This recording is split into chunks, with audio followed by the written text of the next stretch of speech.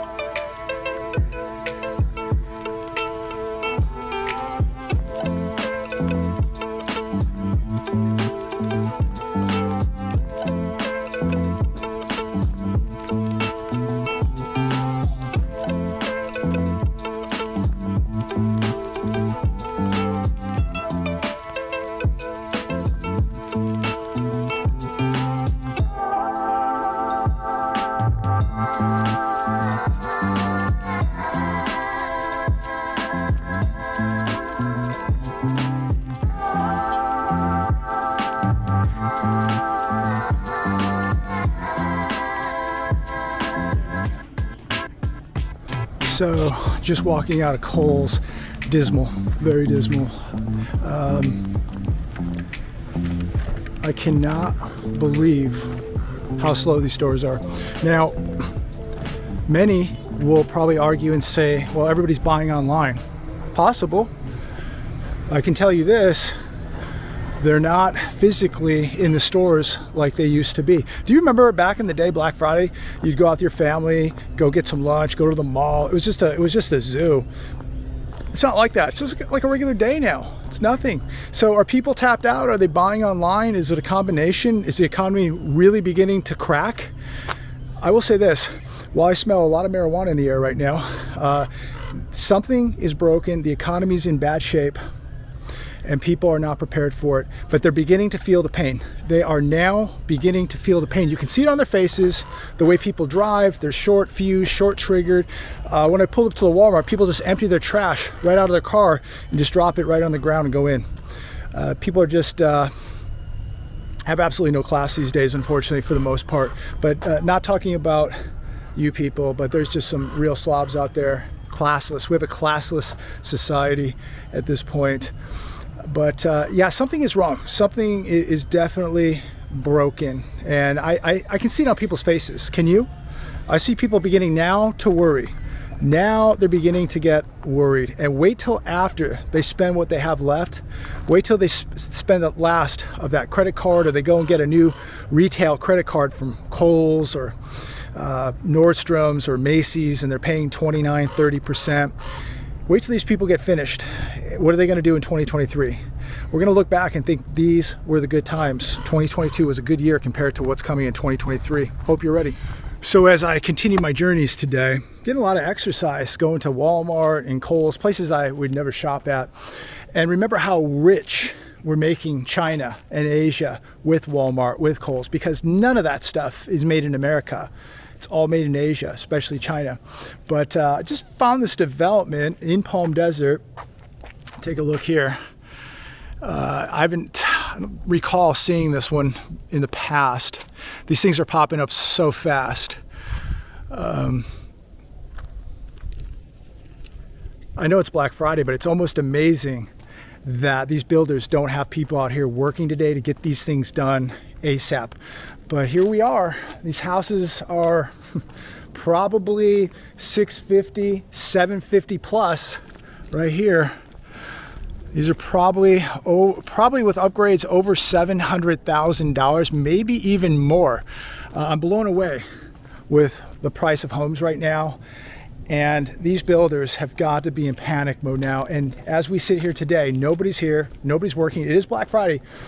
But I remember back in the day, they would have somebody out here, somebody willing to work to get these things done. But look at this. Look at the amount of houses here. And that was probably, oh, actually I hear a hammer. Somebody's pounding nails today. Wow. So, but this is just amazing. The amount of inventory, all this, you know, they told us months ago that housing won't go down because, well, there's no inventory.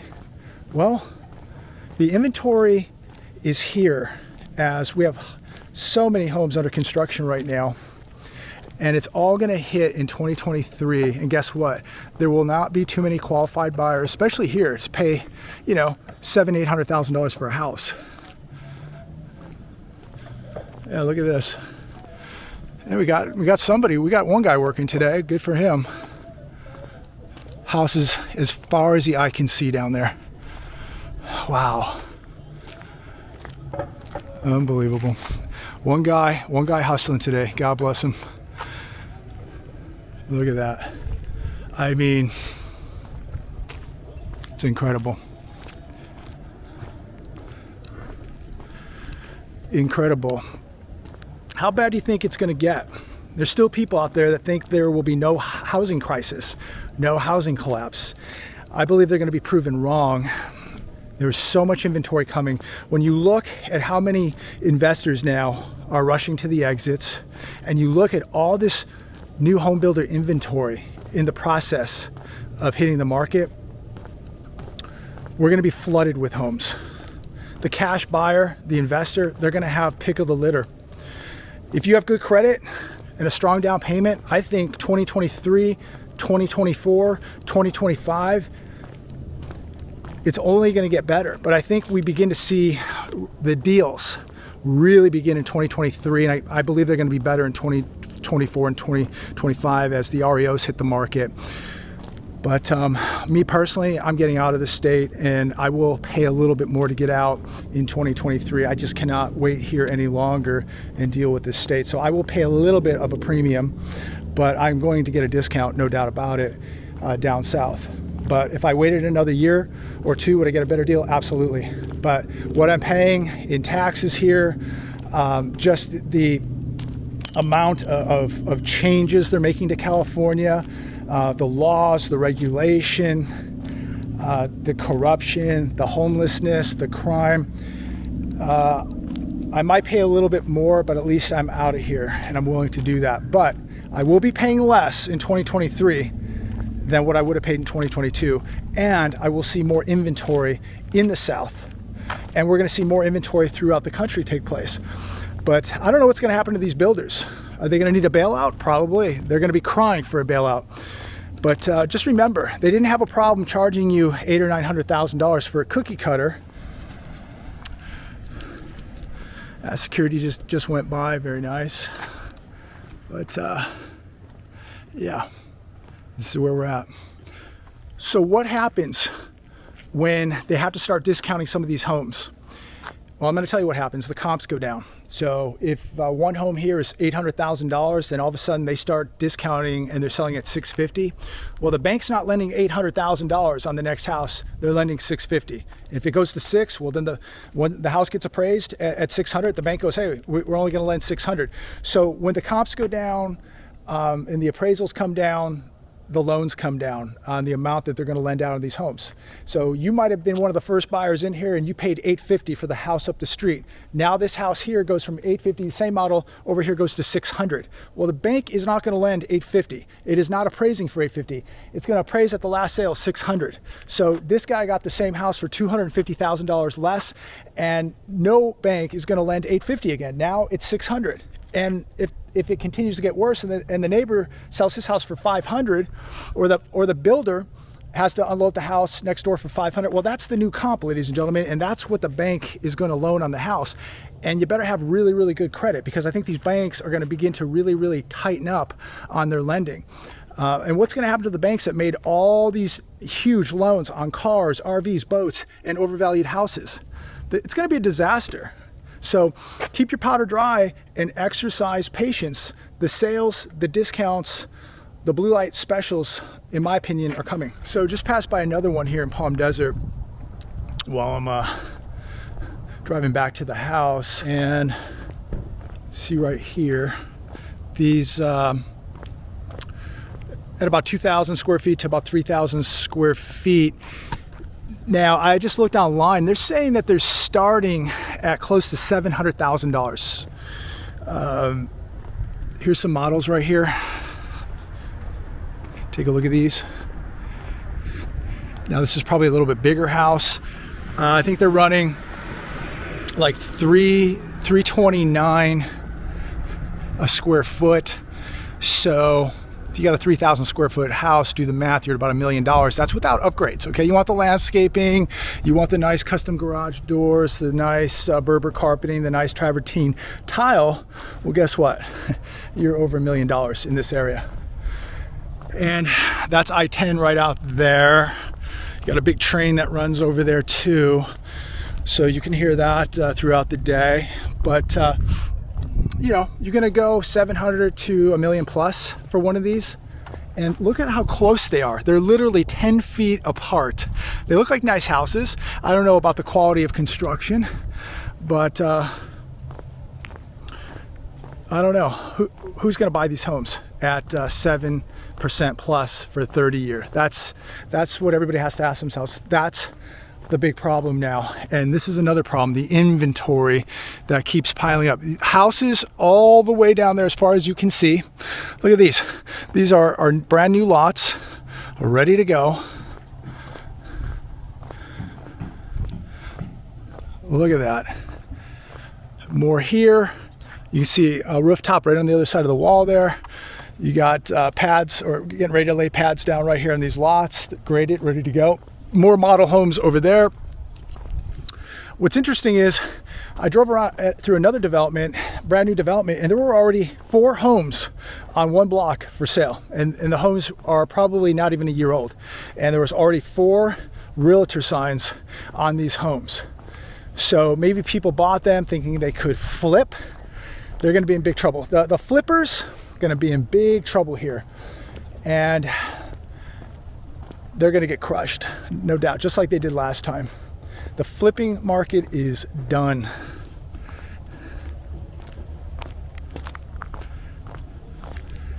The people with good credit, the people with cash, they are going to absolutely crush it when this market collapses.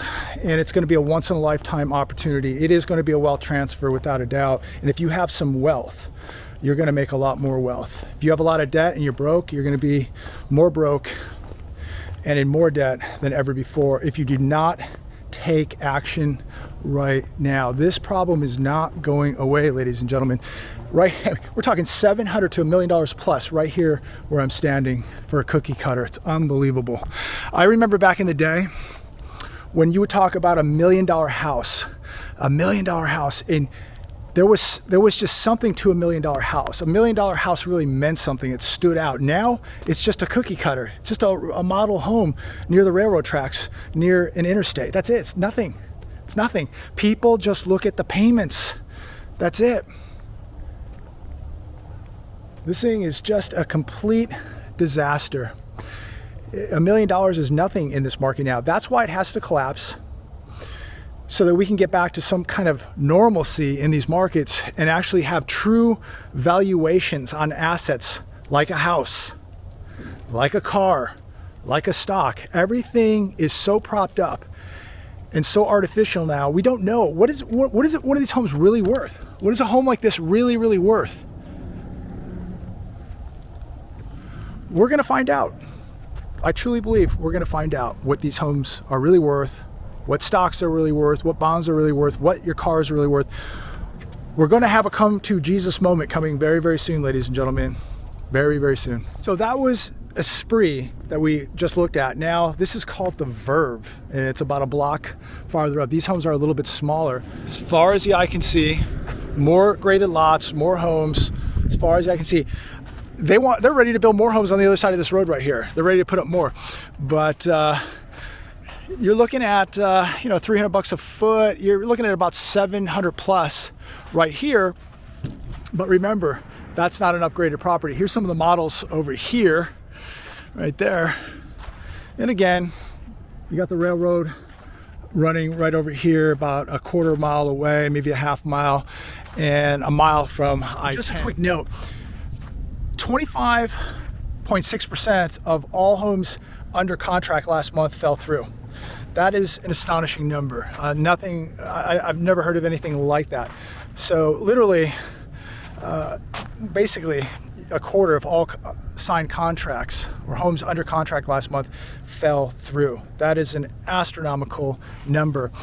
And these builders are seeing a lot of that. They said they're seeing less foot traffic, contracts falling through because people now cannot get a loan for the house. So if they put money down 3-4 months ago for one of these homes, well, you know what interest rates have done or mortgage rates have done. And so they no longer qualify. And many people are losing their deposits and having to walk away because they can't afford to buy the home.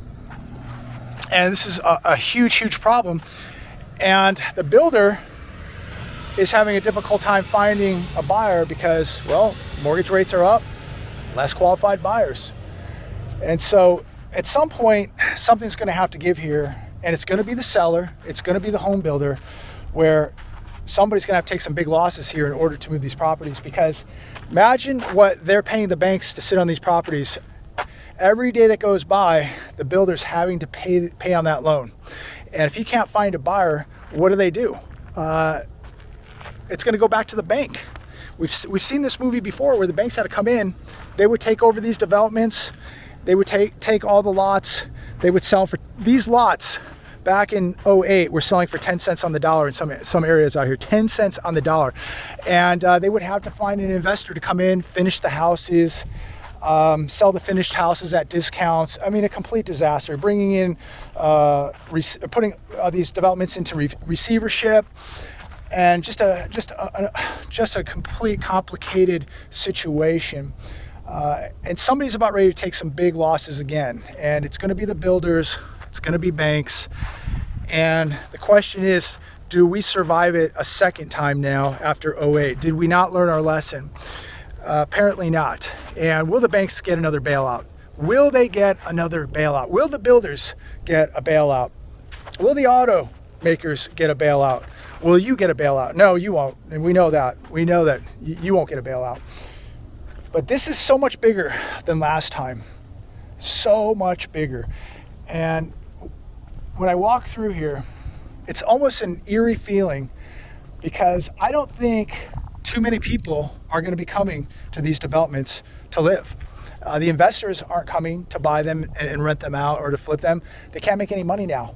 And the average consumer is priced out. This is going to get so ugly. And when I walk through these developments, it's just another reminder of what's coming and how bad it's going to get. And people don't realize it. They're out, at Walmart today. They're at Kohl'S. They're going out to eat. They're doing whatever. Maybe they're buying their 50 or 70-inch TV, just consuming more debt, consuming more food, reckless, out of control. That's the average person now in America, unfortunately. It's embarrassing. It really is. The average person is out of shape. They're obese.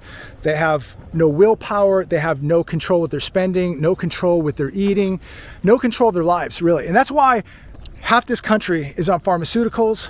That's why so many people have mental health disorders. That's why so many people just have no plan, because they've gotten so weak. They have no control of their lives. So as I leave you today, just please get your house in order.